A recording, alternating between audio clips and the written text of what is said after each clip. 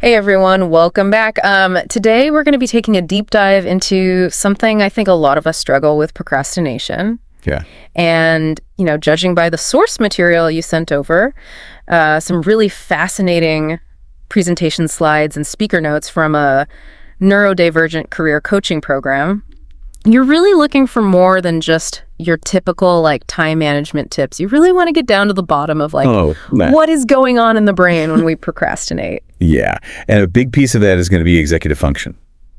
Okay. So, our brains, they're not always as cooperative as we want them to be. Yeah. Especially when it comes to planning and organizing and getting started on things that we kind of want to avoid. Okay, I'm intrigued. Executive function.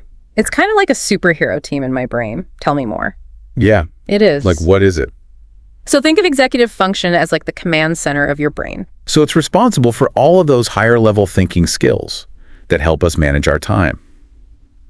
Stay focused, make decisions, and for people who are neurodivergent, especially those with ADHD, this command center might work a little differently. So is that like hitting a wall when you know you should be working on something, but you just can't seem to bring yourself to do it? Yeah, you got it. Could that be executive function? Exactly.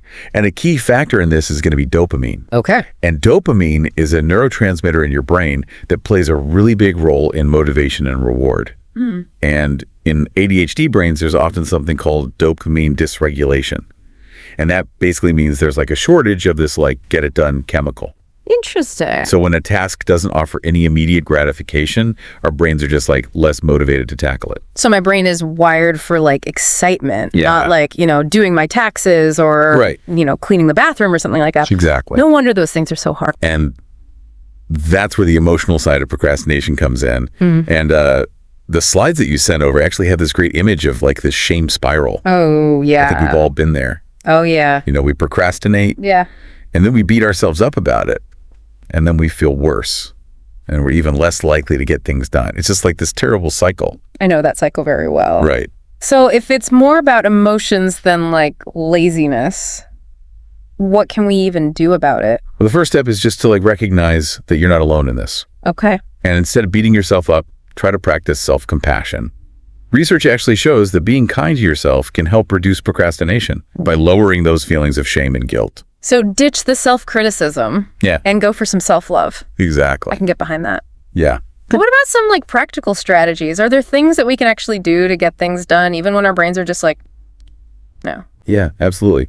And one of the simplest but most effective techniques is just breaking down tasks into smaller, more manageable chunks.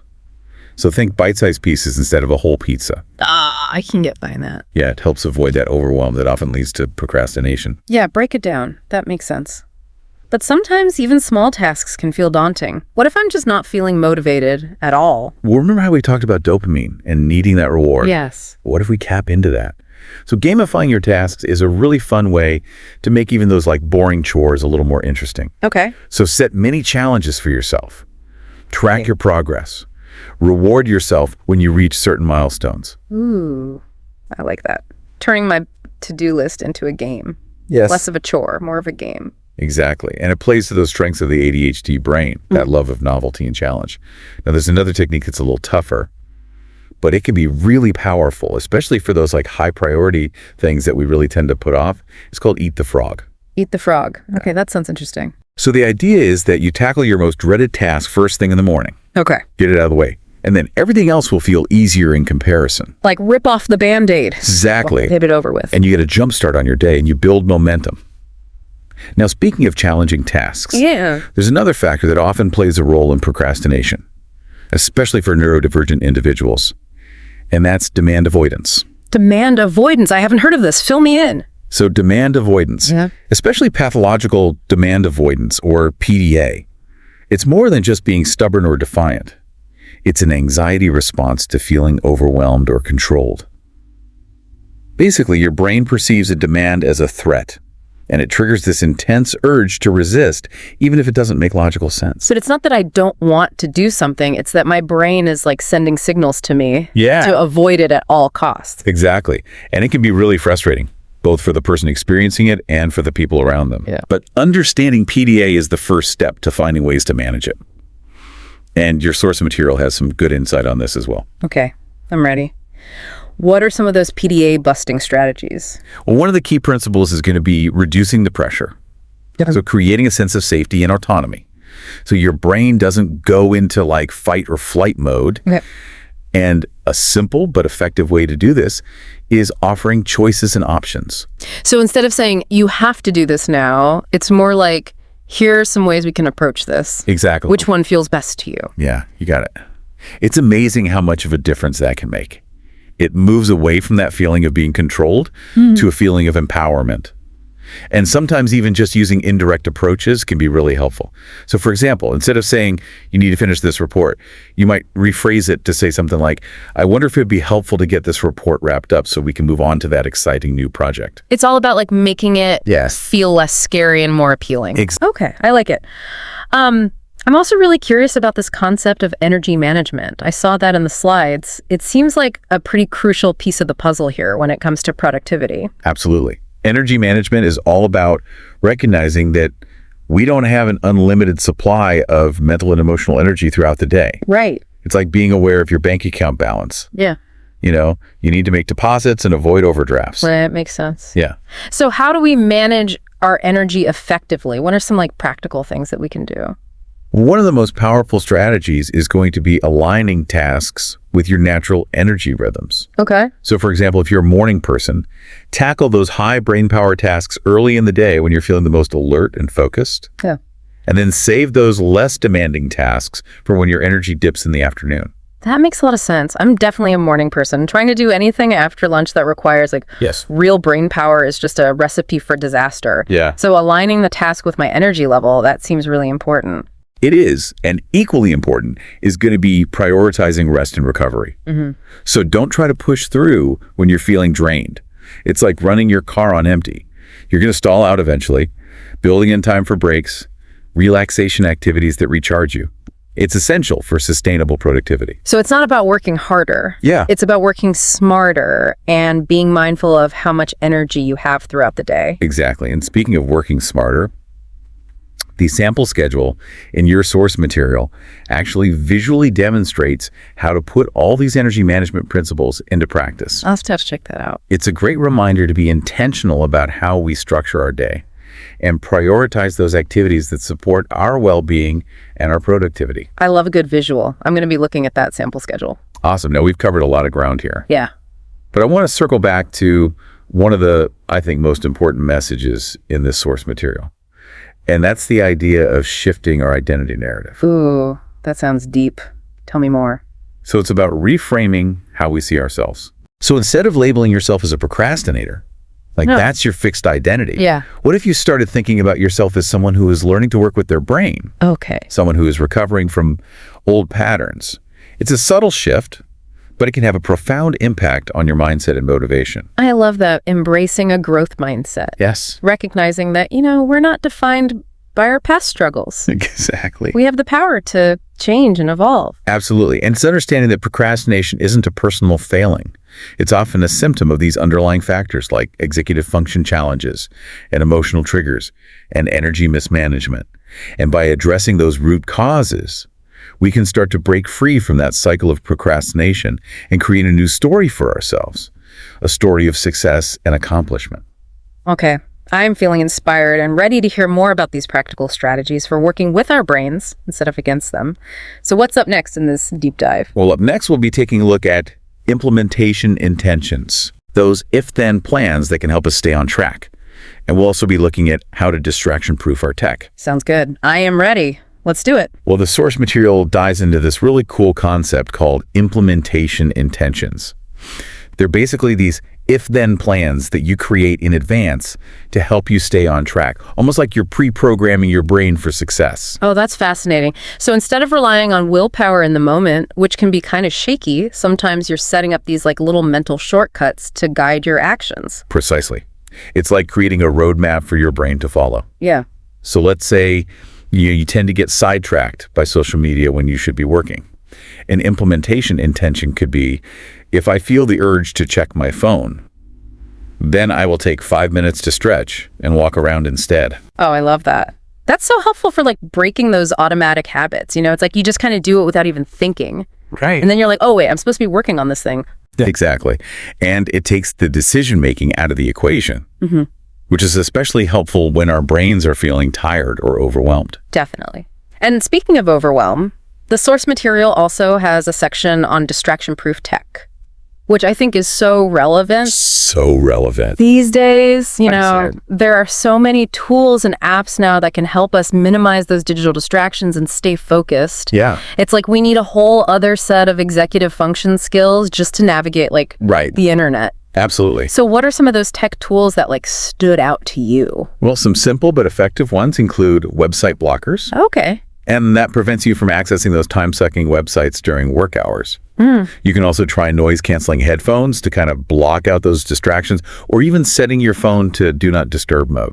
Those are great. I've been trying to be more mindful of my phone usage. It's just so easy to get sucked into that endless scroll. It really is. Of social media. But remember, technology can be an ally in our productivity journey as well. There are some great apps out there designed for focus and time management, like those that use the Pomodoro technique. Oh, yeah. I've heard of the Pomodoro technique. Yeah. That's about working in focus bursts with short breaks in between, right? You got it.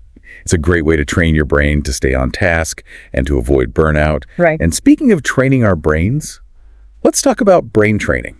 Ooh, brain training. This sounds fun. Are we talking about brain-boosting puzzles and games? Well, it can involve that, but it's really about actively strengthening your attention muscle. It's like going to the gym for your focus. The more you practice bringing your attention back to the task at hand, the better you'll become at resisting those distractions. It's like building mental stamina. Yes. But how, in a world that's constantly Right. bombarding us with information and distractions, Right. how do we even begin to train our brains to focus? Well, one key strategy is going to be embracing monotasking. Okay. Our culture glorifies multitasking, but research actually shows that our brains simply aren't wired to do multiple things well at the same time. It's so true. I always feel so scattered and less productive when I try to juggle too many things at once. Exactly. So instead of trying to do it all at once, prioritize focusing on one task at a time and giving it your full attention. You'll be surprised by how much more you accomplish and with way less stress. Quality over quantity. I like that. Yeah. So monotasking is definitely going on my list of brain training strategies. What else can we do to strengthen that focus muscle? Well, this might sound super simple, but one of the most effective techniques is just noticing when your mind wanders and gently guiding it back to the task in hand. Okay. It's like meditation for your attention. So instead of beating myself up for getting distracted, it's more about just gently redirecting. Yes. Okay. No judgment. Yeah. Just awareness. And over time, you'll find that it's easier to stay present and engaged with whatever you're doing. Now, the source material also highlights the importance of priming, which is essentially a way of preparing your brain for action. Priming, I'm imagining those little pump-up speeches athletes give themselves before a big game. Kind of like that. Yeah. Priming can involve techniques like verbal priming, where you use positive self-talk to kind of boost your motivation.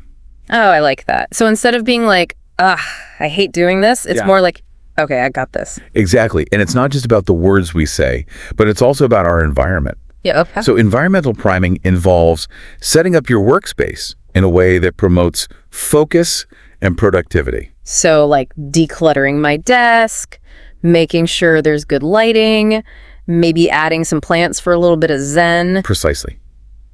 Even things like aromatherapy or playing calming music can create a more conducive environment for focus. It's all about setting the stage for success. Yeah. I imagine visual priming plays a role here too. Absolutely. So visual priming involves using visual cues like inspiring quotes or vision boards or even just a simple to-do list to remind yourself of your goals and motivate you to take action. It's like a visual roadmap for your day. Exactly. Now, in addition to priming, the source material also talks about the power of visualization.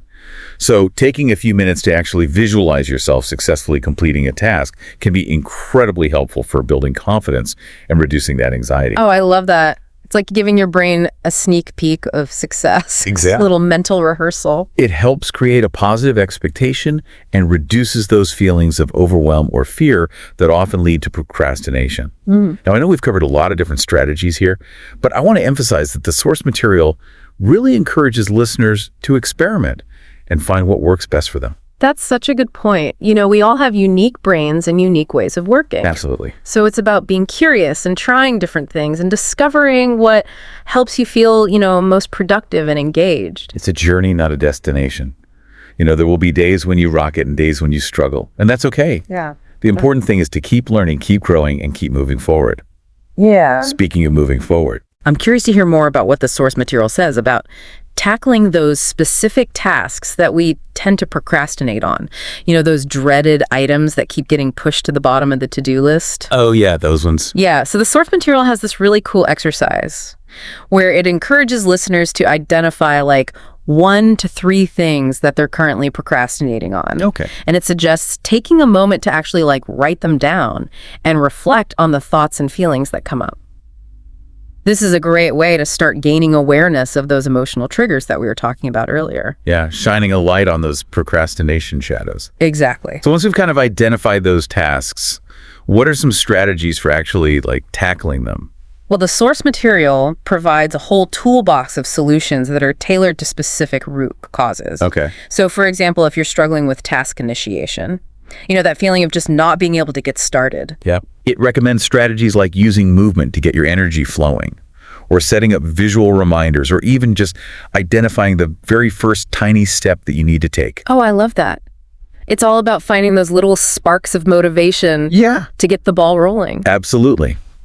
And for those of us who are prone to overwhelm and paralysis, it emphasizes the importance of regulating your nervous system. Okay. So this might involve taking a walk, doing some breath work, or engaging in any activity that helps you feel grounded and calm. Creating a sense of peace before you dive into the task. Exactly. Now, what about those of us who get sidetracked by distractions? Oh, yeah, that's me. Any tips for staying focused? Yeah, the source material suggests techniques like dopamine detoxing. So temporarily reducing your exposure to those highly stimulating activities that can hijack our attention. Okay. And it also recommends creating a distraction-proof environment. So turning off notifications, using website blockers, finding a quiet workspace. It's all about setting yourself up for success. Exactly. Now, what about those folks who struggle with time blindness? That tendency to underestimate how long things will take. Yeah. So the source material recommends developing what it calls time wisdom. Okay. And this involves breaking down tasks into those smaller steps and actually estimating the time required for each step. It also suggests using visual timers or the Pomodoro technique to enhance that time awareness and stay on track. It's about becoming more mindful of time and how we're using it. Exactly. Now, what about those of us who are perfectionists? Any tips for overcoming that fear of not being good enough? Oh, the perfectionism struggle is real. It is.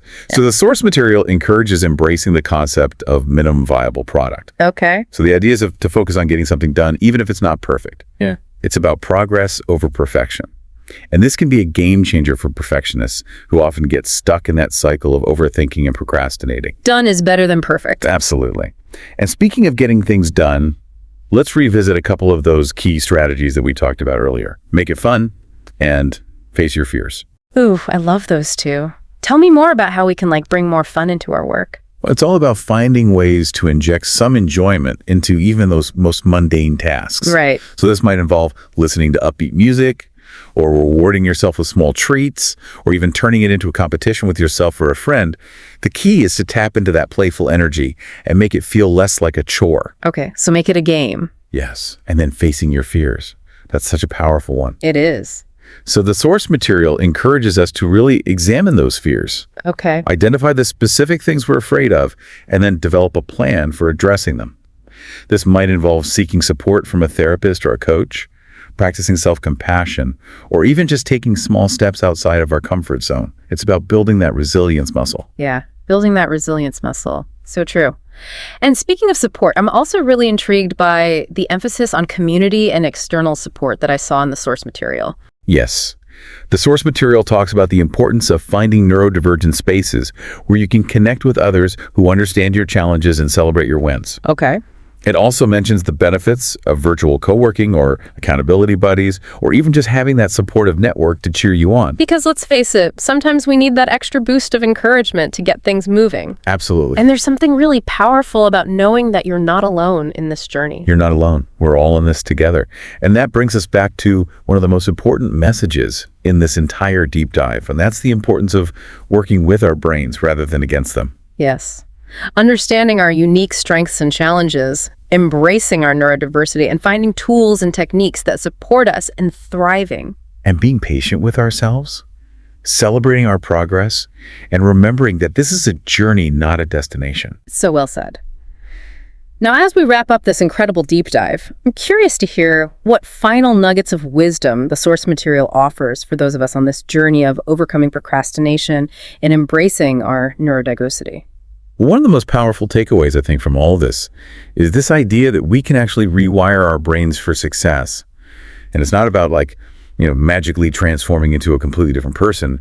It's more about understanding how our brains work and then using that knowledge to our advantage. It's like upgrading our mental operating system. Exactly. And one of the key upgrades is shifting away from that all or nothing thinking that so often leads to procrastination. Okay. That feeling of, if I can't do it perfectly, I won't do it at all. Oh, yeah. Perfectionism can be such a sneaky form of procrastination. It really can. Yeah. So instead of striving for perfection, the source material encourages us to embrace the concept of good enough, focusing on progress over perfection, and recognizing that sometimes taking action is more important than waiting for the ideal condition. Yeah, giving ourselves permission to be human and to make mistakes and to learn as we go. Exactly.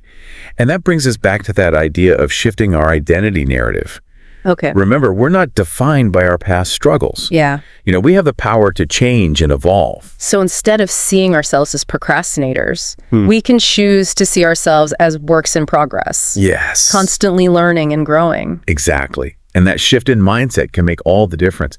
Now, I want to leave you with a really powerful question from the source material that I think encapsulates this entire deep dive. Okay, hit me with it. What if, instead of seeing yourself as a procrastinator, you started thinking of yourself as someone who's learning to work with their brain? Okay. How might that shift your approach to getting things done? Ooh, that is a good question. It really challenges us to reframe our relationship with our brains and to see our neurodiversity not as a limitation, but as a source of strength and creativity. Exactly. And I think that's the ultimate message here. It's not about trying to force ourselves to fit into a mold that doesn't work for us. It's about embracing our unique wiring and finding strategies that support our neurodiversity and creating a life that allows us to thrive. So well said. And on that inspiring note, I want to thank you for joining us on this incredible deep dive into the world of procrastination, executive function, and neurodiversity. I don't know about you, but I am feeling energized and ready to tackle those tasks I've been putting off. Me too. And remember, you're not alone on this journey. There was a whole community of neurodivergent folks out there who understand your struggles and celebrate your wins. Don't be afraid to reach out for support and just keep experimenting until you find what works best for you. Absolutely. And as always, be sure to check out the show notes for links to all the resources we mentioned today. Until next time, happy diving!